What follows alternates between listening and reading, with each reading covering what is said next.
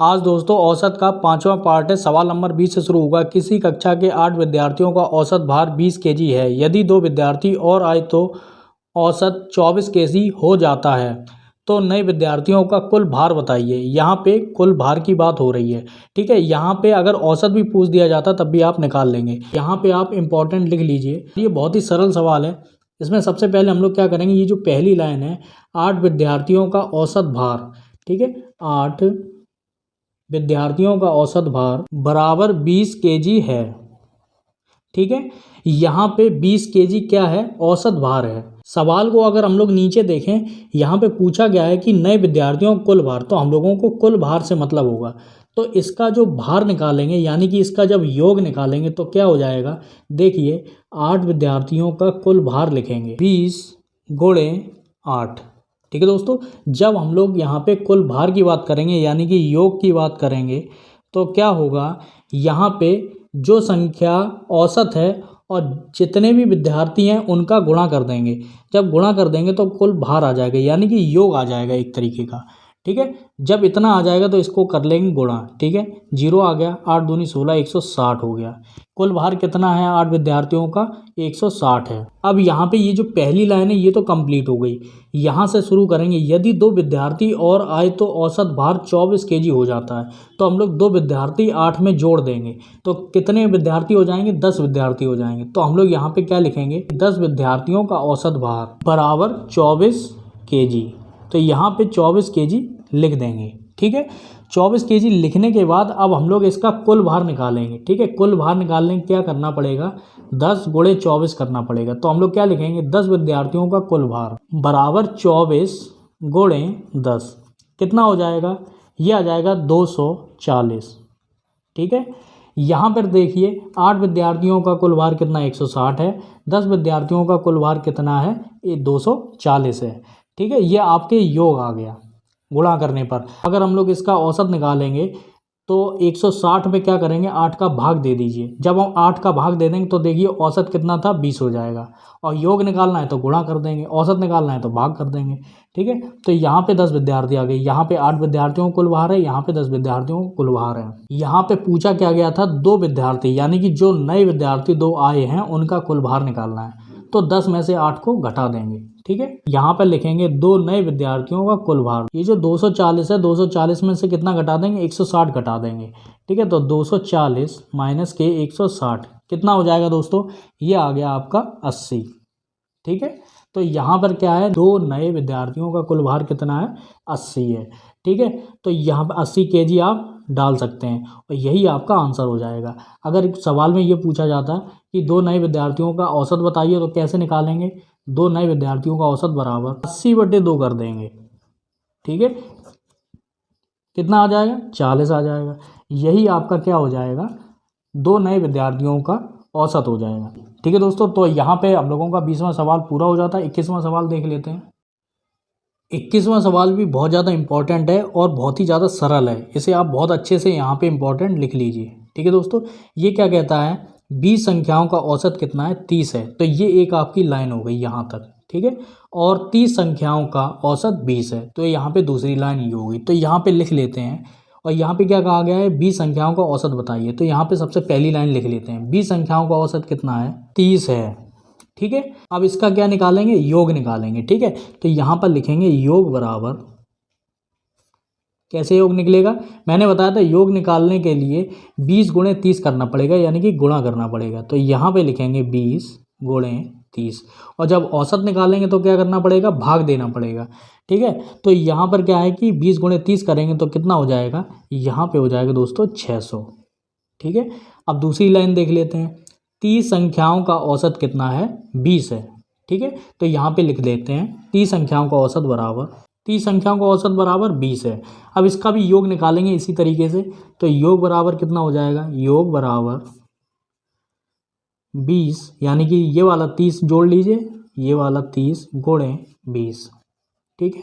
इसका हम लोग अगर गुणा करेंगे तब भी कितना आ जाएगा, 600 आ जाएगा। 600 हम लोग यहाँ पे सामने लिख देते हैं, यहाँ पे लाइन से, ठीक है, जिससे हम लोगों को समझ में आएगा। ये वाली लाइन बिल्कुल, इसका भी 600 आ रहा है और इसका भी 600 आ रहा है, ठीक है।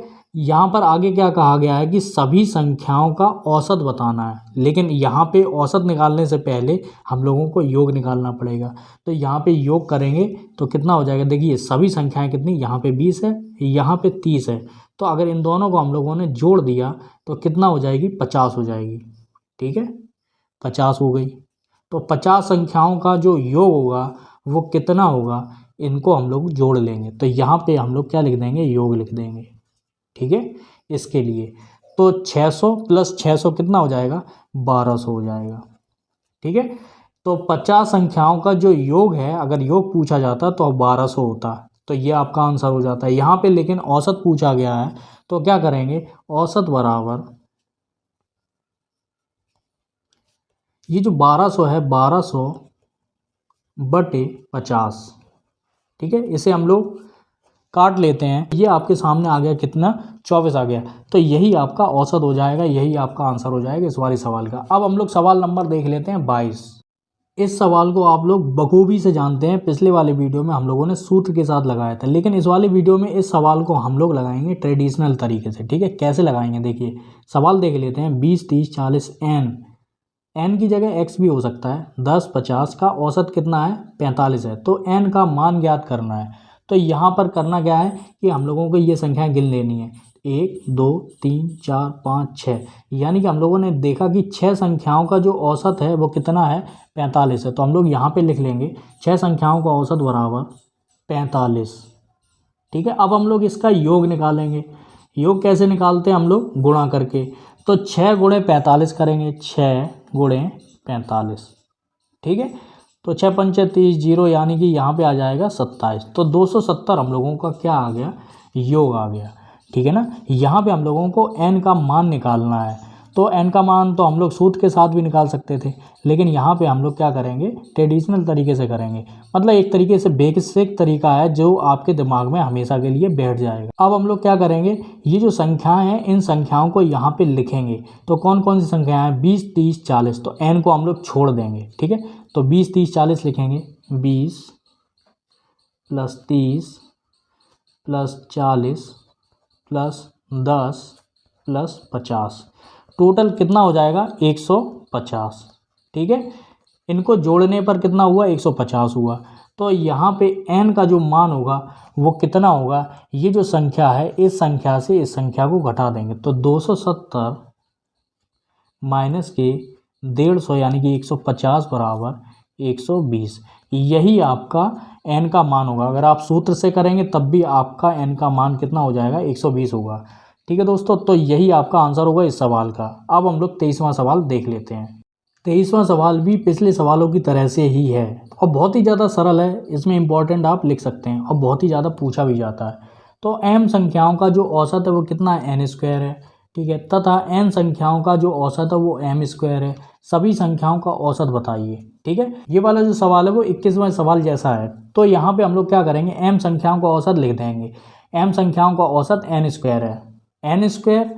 अब जब यहाँ पे हम लोग योग निकालेंगे तो सीधा सीधा योग क्या हो जाएगा, m n स्क्वायर। ठीक है, यहाँ पे औसत n स्क्वायर है बराबर m n स्क्वायर क्या हो गया, योग हो गया। यहाँ पे आप लिख सकते हैं योग, कोई दिक्कत की बात नहीं है समझने के लिए, वैसे तो आपने डायरेक्ट कर ही दिया है। अब हम लोग अगली वाली लाइन देखेंगे, n संख्या का औसत कितना है, m स्क्वायर है। तो यहाँ पे लिख लेंगे m स्क्वायर। ठीक है, तो यहाँ पे योग निकालेंगे तो कितना हो जाएगा, n m स्क्वायर। ठीक है, तो एक हम लोगों के पास योग ये आ गया और एक ये आ गया। तो सभी संख्याओं का औसत हम लोगों को पता करना है। तो ये सभी संख्याएं कितनी होगी, एक m हो गई, एक n हो गई। ठीक है, तो हम लोग क्या करेंगे, इनका जोड़ और इसका जोड़ देंगे।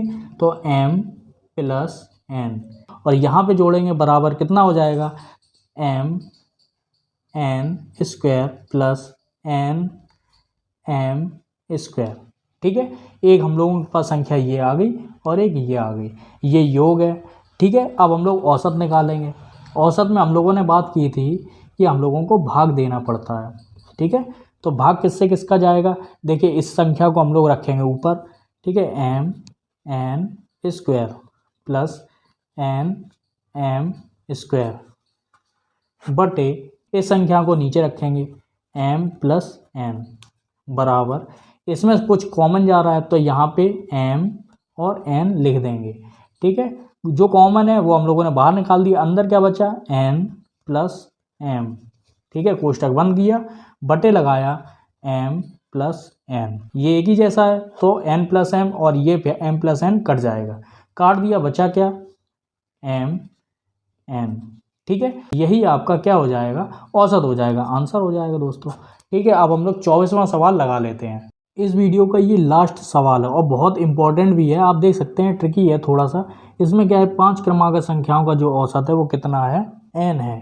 ठीक है, यदि अगली दो संख्या यहाँ पे ध्यान देना, अगली दो संख्या और शामिल करें तो औसत ज्ञात करना है। ठीक है, तो यहाँ पर हम कोई सी भी संख्या ले सकते हैं, 1 2 3 4 5 6 7 8 9 10, यहाँ पे कोई भी रैंडमली कोई भी संख्या ले लेते हैं, मान लेते हैं 7 है। ठीक है, 8 है, 9 10 और 11, कितनी संख्या हो गई, 1 2 3 4 5, तो 5 क्रमांक संख्याएं हो गई ये। ठीक है, जब भी औसत निकालेंगे तो कौन सा वाला अंक होगा, औसत बीच वाला। ठीक है, तो 9 क्या हो गया, औसत हो गया, यहाँ पे आप औसत लिख सकते हैं। ठीक है, बीच का अंक क्या हो गया, औसत हो गया।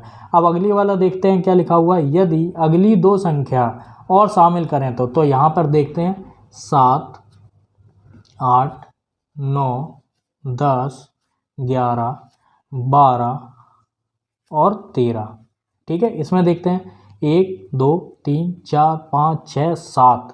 ठीक है, 3 इधर की निकाल लीजिए और 3 इधर की, तो ये बीच की जो संख्या हो गई वो क्या हो गया, औसत हो गई, ये भी औसत आ गया। अंतर कितने का है, अंतर दोस्तों है 1 का अंतर है इसमें। ठीक है, तो जो औसत आएगा वो कितना हो जाएगा, n प्लस 1, यही आपका आंसर हो जाएगा दोस्तों। ठीक है, तो ये आपका 24वां सवाल था, ये लास्ट सवाल था इस वीडियो का। तो अगला वीडियो जो है वो और भी इंटरेस्टिंग होने वाला है, तो यहाँ पे आपको जितनी भी सवाल है, जितने भी प्लेलिस्ट में आपको सवाल है वो सारे के सारे औसत के नाम से प्लेलिस्ट बनी हुई है, सब मिल जाएंगे। ठीक है ना दोस्तों, और ये बेसिक है, जिनकी मैथ कमज़ोर है उनके लिए मेरे वीडियो रामबाण है, आपको मैथ सिखा देंगे। ठीक है दोस्तों, चाहे भले ही मेरा राइटिंग कैसा भी हो, लेकिन दोस्तों आप मैथ सीख जाएंगे। ठीक है दोस्तों, अब भले ही आप दूसरा चैनल देख लीजिए, ठीक है, वहाँ पे एडवांस मैथ भी पढ़ाई जाती है, आप एडवांस मैथ पढ़ लीजिए। ठीक है, जहाँ पे भी आपको समझ में आए वहाँ पढ़िए। ठीक है दोस्तों, तो ये आपके सामने ये वाला वीडियो था, तो अगला वीडियो देखते हैं। ठीक है, तो अगर आपको वीडियो अच्छा लगा है तो लाइक करिए, सब्सक्राइब करिए। पूरा वीडियो देखने के लिए आपका बहुत बहुत धन्यवाद।